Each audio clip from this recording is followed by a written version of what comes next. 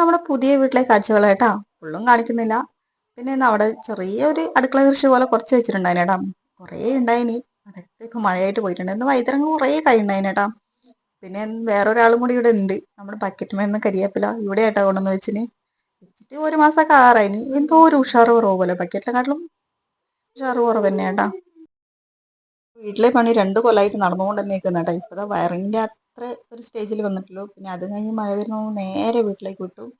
പിന്നെ റിസ്വാന എപ്പോഴും അടുക്കളയിലാണ് കേട്ടോ. പിന്നെ പാത്രമൊക്കെ വലിച്ചിടലും നമ്മൾ ശ്രദ്ധിച്ചൊന്നും വരില്ല. ചൂട് പാത്രമൊക്കെ ഉണ്ടാവുമല്ലോ. പിന്നെ അപ്പുറത്തൊന്ന് ആണിയൊക്കെ അടിച്ച് ഒന്ന് സെറ്റാക്കി വെക്കാന്ന് വിചാരിച്ചിന്. ആദ്യം അവൻ വിചാരിച്ചില്ല ഇത് എന്തിനാ എടുക്കുന്നത് വെച്ചിട്ട്. ഞാൻ അങ്ങോട്ട് പോയതിന് ശേഷം കേട്ടോ അവനക്ക് മനസ്സിലായേ. പിന്നെ എന്നാ ഫുള്ള് പെട്ട്. പിന്നെ അതും കഴിഞ്ഞ് നമ്മൾ ഉച്ചക്കുള്ള ഭക്ഷണമൊക്കെ വെക്കാൻ തുടങ്ങിട്ടാ. ഇന്ന് അടുപ്പത്താ വെക്കുന്നത്. ചോറ് മിക്കവാറും ദിവസങ്ങളിൽ അടുപ്പത്ത് തന്നെയാ വെക്കല്. നല്ലോണം കത്തുന്നില്ലേ, പിന്നെ അതിൽ തന്നെ കറിയും കൂടി വെച്ചേക്കാന്ന് വെച്ചിട്ട് വെച്ചേട്ടാ. കുക്കറിന്റെ അവസ്ഥ സ്ഥിരം അടുപ്പത്ത് വെക്കുന്ന കണ്ടാണേ.